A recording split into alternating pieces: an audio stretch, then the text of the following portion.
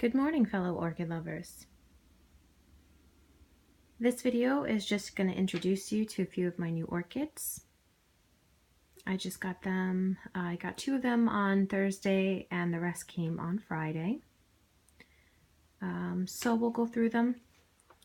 The Cattleya here I got from a new orchid nursery that I haven't tried before, along with the Wildcat. So we'll go first with these 2. I'm going to be posting a video hopefully soon about the fact that I have now confirmed that all of my Oncidium types, with the exception of 1, have Fusarium. These 2 also have Fusarium. They're brand new orchids. I just got them from the supplier. They have Fusarium. So I did order a fungicide based on recommendations that I've seen on YouTube for people that have had that problem, based on the active ingredient in the products that they use. I don't have the exact same products available here in the US, so I looked at the active ingredient in what they were using and I purchased accordingly. But I'm going to do a whole video on that. This is in 2 pieces because it was in 2 pieces in the pot. This is a Miltonia spectabilis. I'm not so good at the pronunciation, so I apologize. So I decided to get this orchid based on the blooms. It's a little different than the last Miltonia I had as far as the way that it grows. It's got little teeny tiny fine roots. There are some new roots, so I don't think the entire plant is infected. It looks like some of the newer growths in the back have new roots. But the rhizome that I cut, I mean, you can still see it. It's a purple ring for sure. So when the plant came, I did notice immediately that a lot of the leaves were severely dehydrated. When they get wrinkled like this, that's a great example right there. When they get wrinkled like this, that means it's not getting enough hydration. At least that's my understanding. And so right off the bat, I could see there was something not right with this orchid. And because I've had so many problems with Miltonia and Miltoniopsis, I decided to cut the rhizome right away. And sure enough, it's there. It's also present on this smaller piece. There were 2 pieces in the pot, like I said. You can see it right there. Definite purple ring. I mean, there's no denying that that's Fusarium. And when the rhizome was dry, it was even more distinct because the brown stuff around it was a lot paler. So you could see it even more. So hopefully I'll be able to save the plant. Like I said, certain sections of it do have growing roots, so hopefully I can treat the plant in time that it won't lose those roots and new growth. So that's the Miltonia that I got. This is the Wildcat that I got. The foliage is just covered in pesticides and God knows what else. I mean, it's just covered. It's filthy dirty. It came to me this way. So I don't know if this is treatment for bugs or if it's just, you know, nutrients that... Yeah, I think that that's probably some type of treatment for something, whether it be Fusarium, like they knew it had Fusarium, or maybe they had an outbreak of some type of pest. There is some indications on the leaves that perhaps at one time this plant had spider mites. I did not see any spider mites, and I am keeping this plant I just touched the other one, so that's great.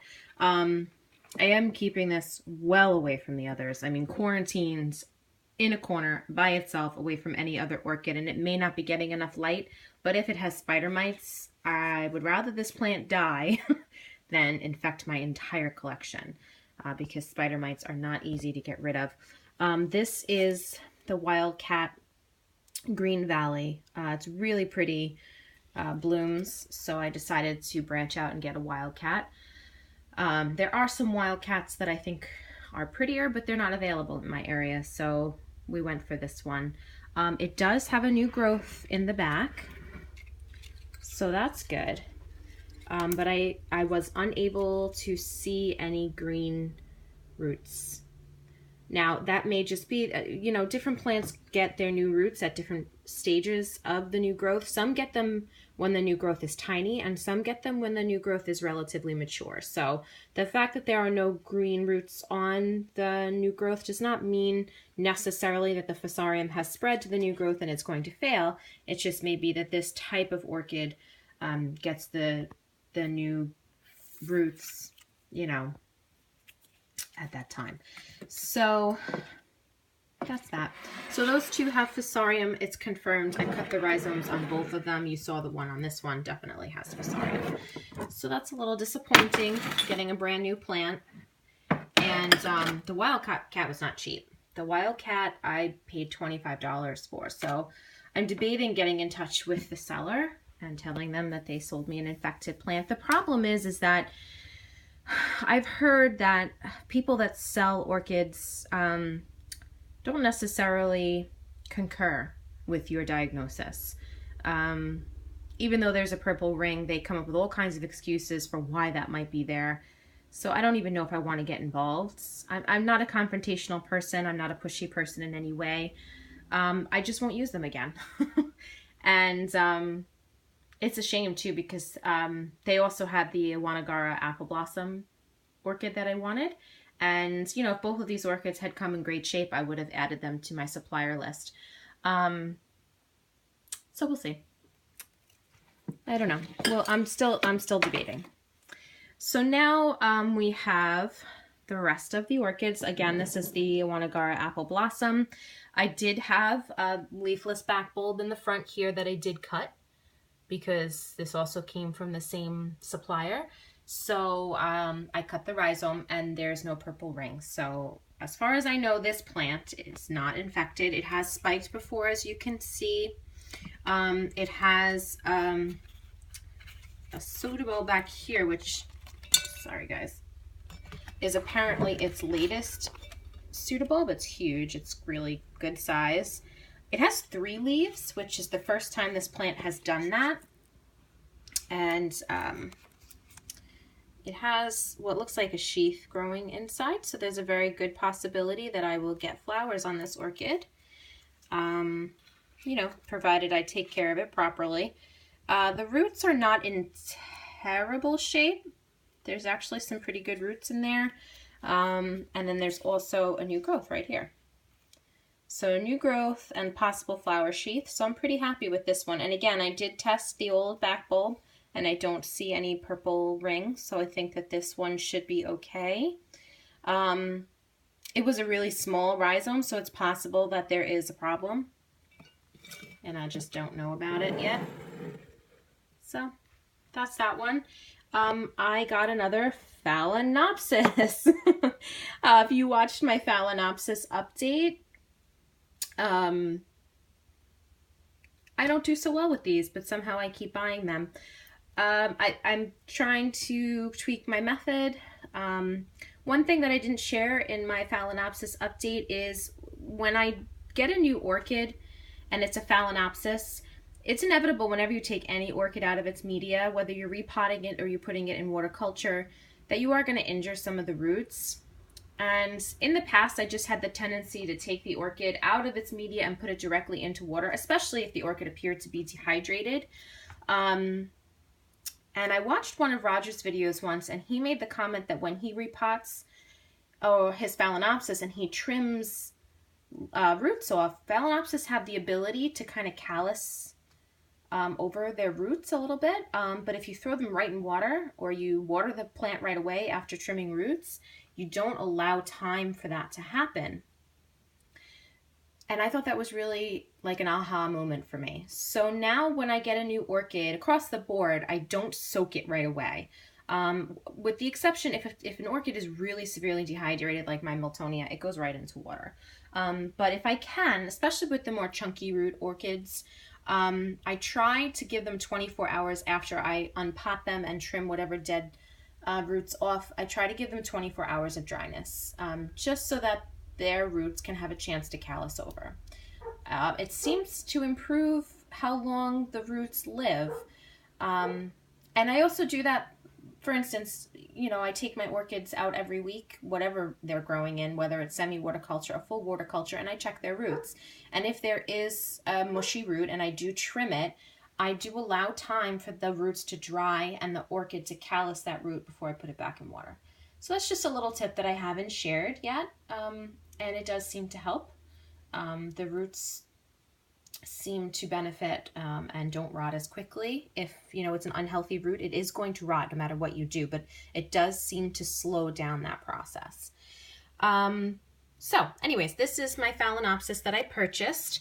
This one is called, well, it's called Joy Fairy Tale, but that wasn't on the tag. The tag that came to me says Phalaenopsis. It's Zhu Chang Orange crossed with Violacea.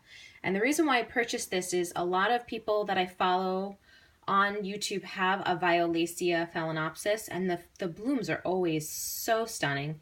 So I decided to purchase one. The actual official name, according to their website, was Joy Fairy Tale, but that's not on the tag. So I put it on the tag so I'll remember. This orchid is actually in really good shape. She has some decent roots. Some of them were but you can see a couple of green growing tips there. She has more coming out here. There is a spot in here, which with this camera angle, I don't know if I'm going to be able to focus, especially with one hand, but it does seem, no, it's too dark. It does seem like there might be a flower spike starting. So, and she has a new root growing there. So we might be getting a spike soon. And I know that this is, the Violacea is a species. So I don't know if you would call this a primary cross or what you would call this, but the reason why I mention that is this may be one of those orchids that gets a spike and it just blooms continuously off of that spike and you don't trim that spike back. You can kind of tell by the way the spike grows if it's one of those. So I'm going to keep my eye on it. Hopefully it is a spike, and I'll keep you updated on that one. So I'm kind of excited about that. Now this is my first Dendrobium. I'm not a huge Dendrobium fan for two reasons. Number one, the whole winter rest thing scares the bejesus out of me.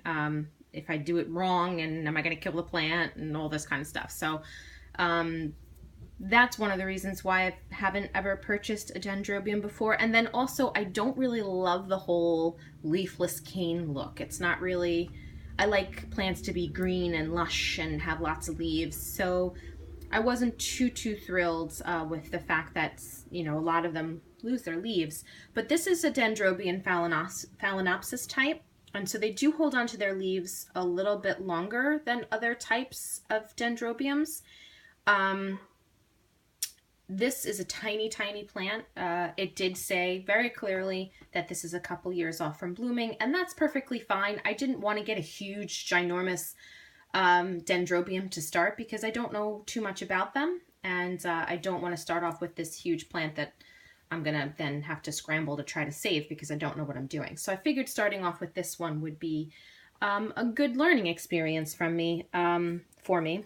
So this is a Dendrobium Green Lantern Red Carpet. So the flowers are green and it has a red lip, which if you look this up online, it's a beautiful flower. So this plant, the roots are in okay shape. They're a little more mushy than I'd like, so I got to keep my eye on that. It has one cane that only has one leaf left. And then this other cane, it doesn't look like it has its terminal leaf yet. So it's still growing. So, you know, I'm still in the process of doing some research. I have a foundation of what this orchid needs, but I still want to do a lot more research as far as, you know, a Dendrobium Phalaenopsis I don't think requires as, you know, severe of a winter rest as some other Dendrobium types. But I do think it does, you know, need to slow down with its water cycle and with its feed cycle. So I kind of want to nail in those details so that I'm going to do the right thing by this orchid. And, you know, we'll see how that goes. I did, in the store yesterday, purchase 2 new mini phals. I can't seem to stay away from these guys, even though they don't really like me. They're just so pretty. This one's very purple, very fluorescent purple. It's got a lot of buds. The roots were in pretty good shape considering. So we'll see how it does. Really liking the flower on this one. And then this one has a very similar flower. It's just more red than purple. But I mean, you can see even the back of the flower is just beautiful. And they are tiny, tiny, tiny little blooms. But really, really stunning. And again, this one has even better roots. The roots were all kind of curled up in the teeny tiny pot. So I had to put it in a bigger vase because the roots were a little bit pot bound. This one, not so much. This one actually had really like moldy sphagnum moss. This one was in slightly better shape. So that's that. This is my new Rhyncostilis gigantea. I love this type of plant. I have another one that I featured in my update video, my 6-month update video. I love it so much I decided to get myself another one. So this is the red one. This gets red flowers. The roots on this one came to me in much, much better shape. I have a lot of roots on this one. The other one that I got, it had maybe 2 or 3 old brown gnarly roots, but the second I put it in water culture, it just exploded with life. So I'm hoping this one's going to react similarly. I'm going to treat it the same as I do the other one. One thing that I did notice is it has a flower spike already. So I'll see if I can get that on film. There we go. Hopefully it will focus. Come in. Yep, it's not going to focus. Wonderful. Let's see if I can get it.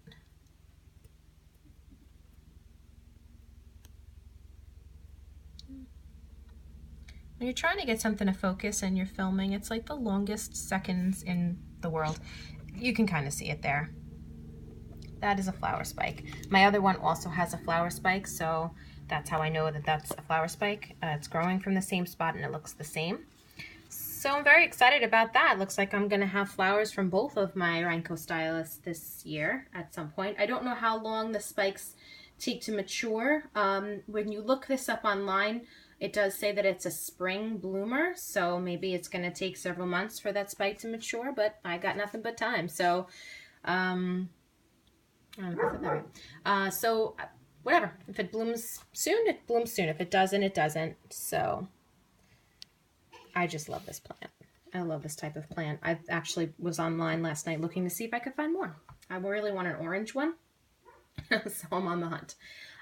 Just really quickly as well, this was my Phalaenopsis that I featured that was new to me.